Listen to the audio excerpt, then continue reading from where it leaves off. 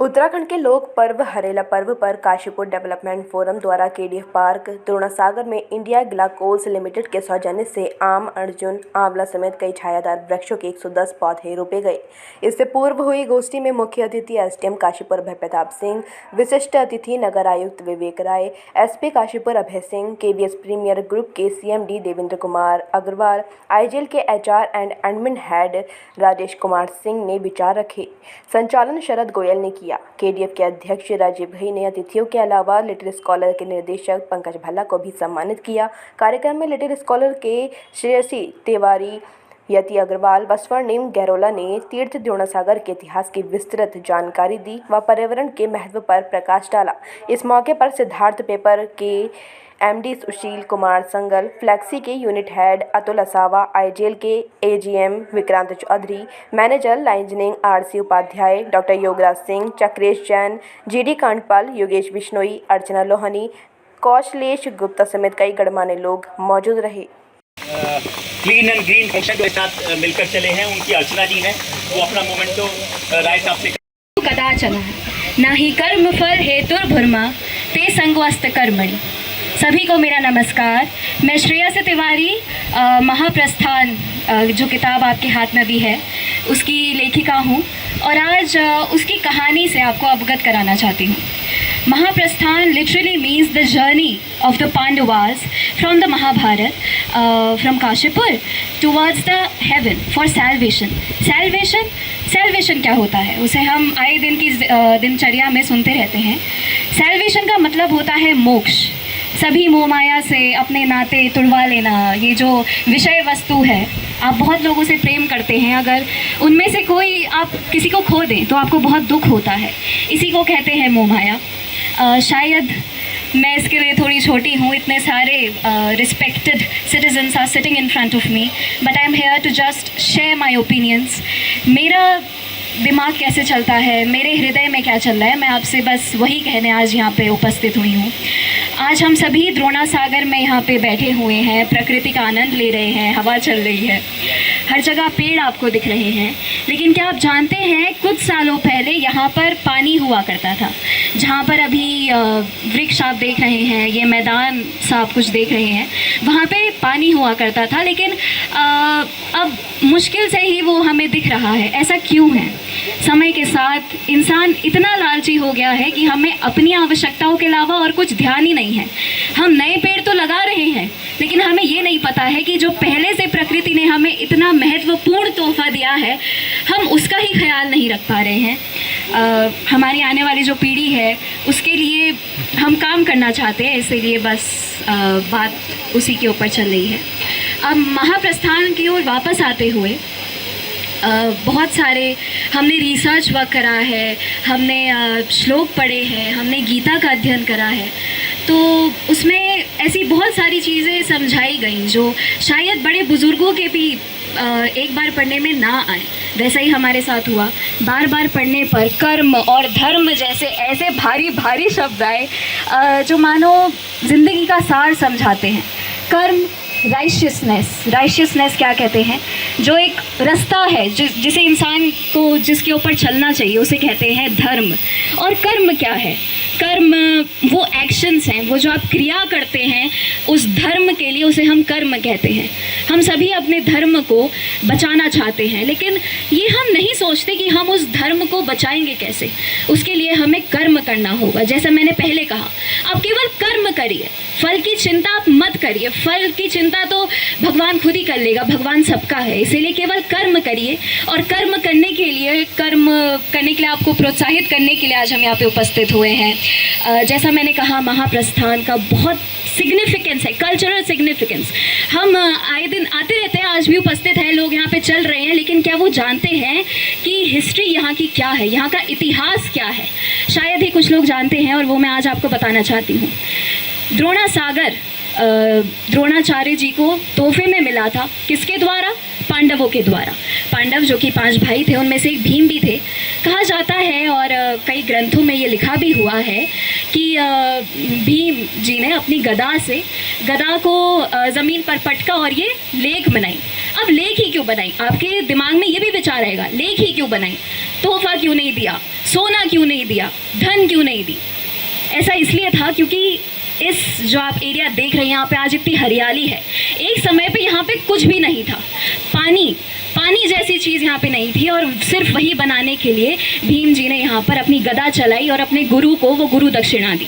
अपने जो उन्होंने ज्ञान प्राप्त करा अपने गुरुओं के द्वारा, उसके लिए उन्होंने ये तोहफा दिया कि आप कहा भी जाता है गुरु ब्रह्मा गुरु विष्णु गुरु देवो महेश्वरा गुरु साक्षात परम ब्रह्मा तस्मै श्री गुरुवे नमः।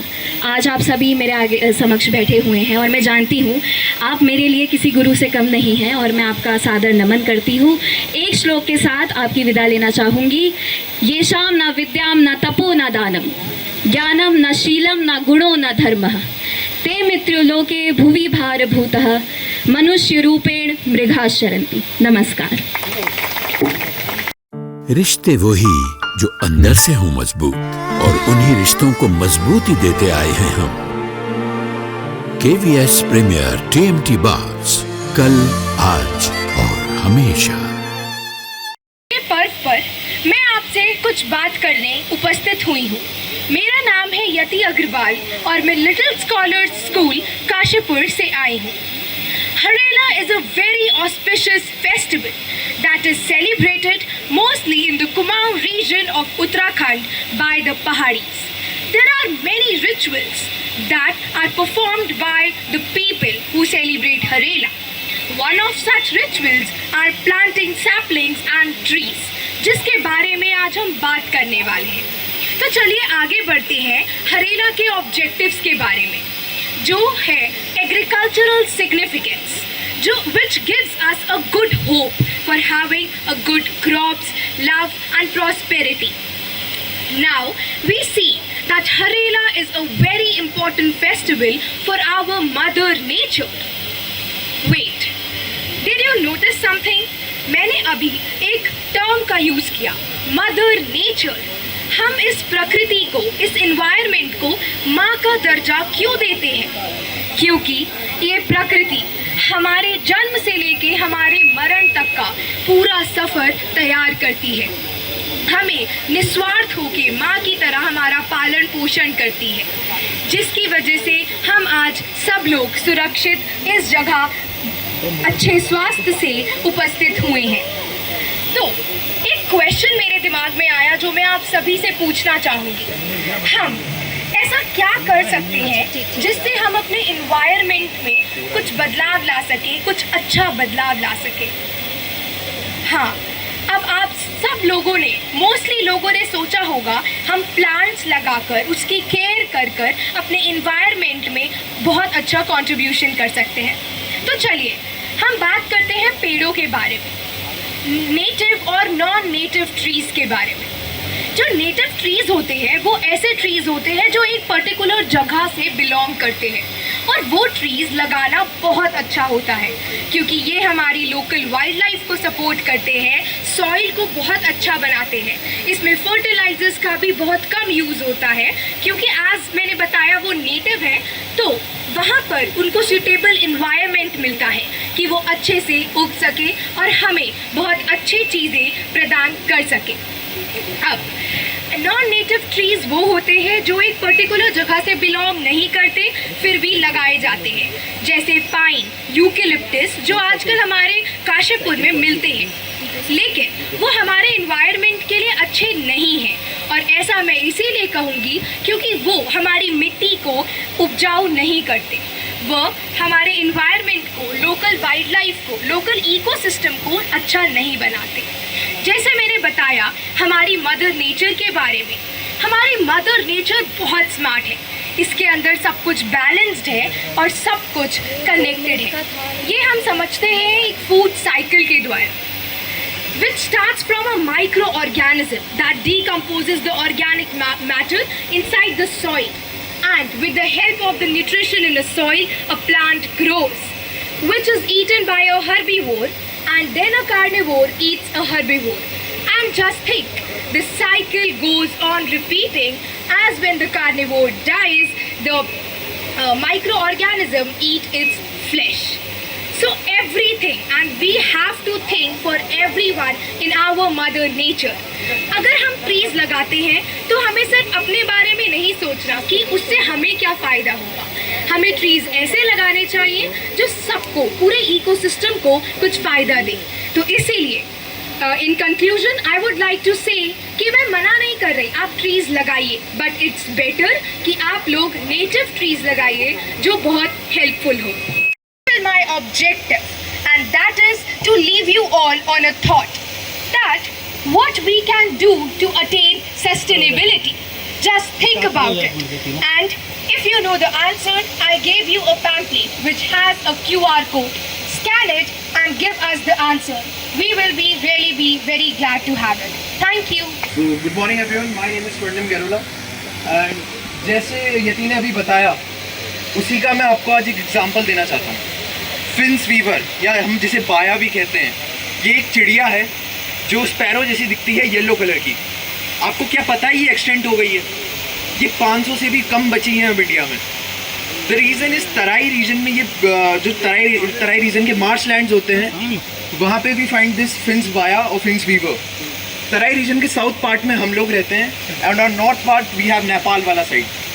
सो फिंस वीवर डिड सेटा, जिसे हम टाइगर ग्रास भी कहते हैं, फिंस वीवर का खाना से लेके उसका घोंसला उस टाइगर ग्रास पे ही बनता था.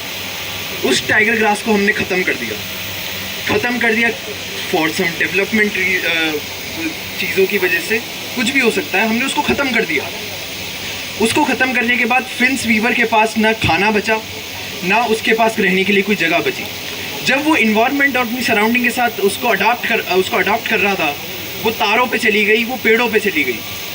तारों पे जाने के बाद और पेड़ों पे जाने के बाद भी हम लोगों ने एक इनिशिएटिव लॉन्च किया. हमने टूरिज़्म को इंट्रोड्यूस किया कि आप आइए फिंस बाया या फिंस वीवर को देखिए. इससे हमें लगा था कि इससे एक लाइक अवेयरनेस जागेगी लोगों के बीच में और वो उसको प्रोटेक्ट करेंगे.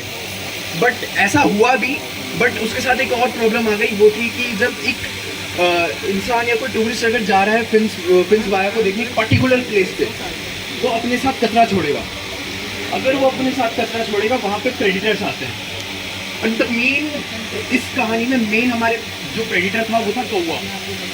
सो कौवा बेसिकली एक प्रेडिटर है, कार्निवोरस एनिमल है, जो सीधा फिंस, उसको कचरे के साथ साथ फिंस बाया का नेस्ट मिल गया, because it's an Oval and open nest जिसमें वो हमला करता है, और सीधा फिंस बाया को खा रहा था, जिसकी वजह से फिंस बाया एक्सटेंट हो रही थी. कुछ एक्सटेंट हो गई, कुछ मर गई, और वो कुछ माइग्रेट होकर नेपाल चली गई. Then on 7th of June हमको इनवाइट किया गया by forest department and irrigational department at Sanjay वन रुद्रपुर, जहाँ मैंने एक आइडिया प्रपोज किया था उनके सामने. जो दिया था बेसिकली वो आइडिया ये था, जब कॉर्बेट टाइगर रिजर्व को हम बंद रखते हैं for a mating period from July to November, जब वो बंद रहता है, क्यों ना हम फिंस वीवर के लिए भी कुछ वैसा करें. फिंस वीवर का भी एक पार्टिकुलर लैंड एरिया उसको बंद कर दे, उनका मेटिंग पीरियड ढूंढे और उसको उसी समय क्लोज रखे कि वहाँ कोई ह्यूमन एक्टिविटी ना हो. ये चीज़ वहाँ पे उन्होंने भी समझी और बोला कि हाँ ये प्रैक्टिकल है और ये इम्प्लीमेंट करी जा सकती है. बट मेन क्वेश्चन यहाँ पे ये नहीं है कि अभी ये टॉपिक नहीं है. मेन क्वेश्चन ये है कि हाँ यार हम पेड़ लगा रहे हैं, पर जो हमने पेड़ लगाया क्या वो इकोसिस्टम को सस्टेन कर रहा है? क्योंकि फॉर दिस साटा वाला जो हमने सेटा वाला बताया टाइगर ग्रास, इसको अगर हम काट रहे हैं तो आप देखिए इससे बहुत चीज़ें जो है इफेक्ट पड़ा है. सबसे पहले जो कौवा है उसकी फूड साइकिल पे इफेक्ट पड़ा, और फिंस वीवर की एक्सटेंशन को भी इसने कॉज किया. Thank you. बहुत कुछ कहा जा चुका. हम और आप सब एक साथ मिलकर इस प्रकार के स्वस्थ कार्यक्रम को बढ़ाने के लिए अपना महत्वपूर्ण योगदान आगे भी देंगे. आप सब ने आज यहाँ पहुँचकर KDF का मान बढ़ाया है. इस समर्पण के प्रति अपने संकल्प को और दृढ़ता दी है. मैं आप सबका पुनः आभार और धन्यवाद व्यक्त करता हूँ. देख रहा है नहीं, आपका ये देख रहा है कि आप गरीब हैं कि अमीर हैं, ये देख रहा है कि आप कैसे बच्चे को पढ़ा रहे हैं, कॉन्वेंट में पढ़ा रहे हैं या सरकारी स्कूल में पढ़ा रहे हैं. हर आदमी इससे मिलने वाले मज़ा के संबंध में, और इतना तेज़ी से ये फैल रहा है कि हम और आप देख नहीं पा रहे हैं. और एक दिन ऐसा आएगा कि कहीं ना कहीं हमारे सबके घरों में आग लगेगी. ये ऐसा चोर है कि सबके लगभग घरों में घुसेगा. इसलिए ज़रूरी है टेबल टॉक करने की। खाने की टेबल पे बैठे हैं तो वहाँ भी पर्यावरण के बारे में डिस्कशन हो, ड्रग के बारे में डिस्कशन हो, सामाजिक बुराइयों के बारे में डिस्कशन हो। अगर हम इन बुराइयों को स्कूल में नहीं डिस्कस करेंगे, टेबल पे नहीं डिस्कस करेंगे, तो निश्चित मानिए कि ये सारी बुराइयाँ हमारे घर में आएंगी और कोई पुलिस वाला कुछ नहीं कर पाएगा। बाकी आप हमसे जो उम्मीद कर रहे हैं हम उसको करते हैं, लेकिन हमें भी ये लग रहा है कि वो नाकाफ़ी है। तो बहुत सारी बातें करने के लिए हैं, लेकिन जो आपने बोला गई साहब, और उसको एक हफ्ता पहले भी आपने बोला था, तो मेरे चेतक वाले हर राउंड लेते रहते हैं। लेकिन मैं फिर बोलूँगा, हमारा मोहल्ला, हमारा गांव, हमारा ये कहीं ना कहीं सार्वजनिक क्लब कैसा होगा ये हमारे ऊपर निर्भर करता है। अगर हर व्यक्ति केवल टोकना शुरू कर दे, आप गारंटी ले लीजिए कोई न्यूसेंस एलिमेंट यहाँ आ ही नहीं सकता। और 2 बार के बाद, क्योंकि उसको पता है कि अगर आप तीसरी बार इसकी शिकायत कर देंगे हम उठा के जेल भेज देंगे। तो ये चीज़ बहुत ज़रूरी है कि हर आदमी कहीं ना कहीं टोकना शुरू कर दे, तो कहीं ना कहीं बहुत सारी समस्याओं का समाधान तो